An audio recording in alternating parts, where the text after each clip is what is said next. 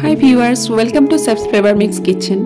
আজি আমি বনাব ওলাইছো খুব সহজে বনাব পৰা এটা মাছৰ তৰকাৰী। এনেকৈ মই মাগুৰ মাছ কেইটামান সৰু সৰু টুকুৰা কৰি কিনি ভাজি লৈছো আৰু লগতে এয়া কেঁচা সবজি কেইটামান কাটি লৈছো।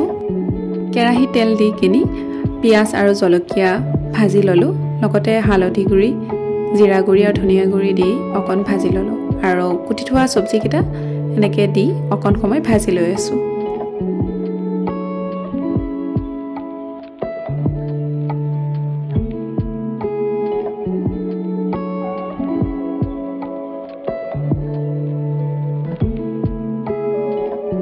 মিডিয়াম হিটত সবজিখিনি এনেকৈ অকণ ভাজি ললো।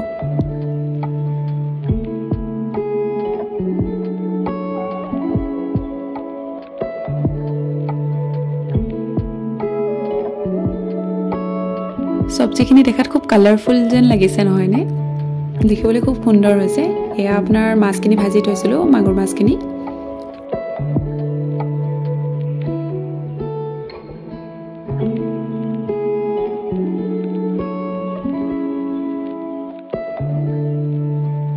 সবজিখিনি অকমান খিজা যেন পোৱাত ওপৰত এনেকৈ গৰম পানী ঢালি দিলোঁ আৰু খুব সুন্দৰকৈ উতলিবলৈ দিলোঁ। জোলটো অকমান উতলিবলৈ ধৰাত ভাজি থোৱা মাগুৰ মাছ টুকুৰাকেইটা দি দিলোঁ তৰকাৰীত আৰু ঢাকনি মাৰি অকণ সময় সিজিবলৈ দিলোঁ। ভিডিঅ'টো চাই কেনেকুৱা পালে কমেণ্টত জনাবলৈ নাপাহৰিব। পুনৰ আন এটা ভিডিঅ'ত লগ পাম। আজিলৈ সামৰিছোঁ। Bye bye.